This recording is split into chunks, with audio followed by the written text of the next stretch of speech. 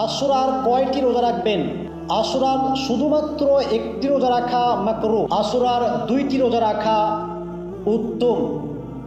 আশুরার জন্য 3টি রোজা রাখা অতি উত্তম। সুতরাং 3টি রোজা রাখাটাই ভালো।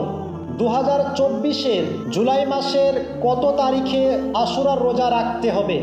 মূল আশুরার রোজা হলো বুধবার অর্থাৎ 17 তারিখে।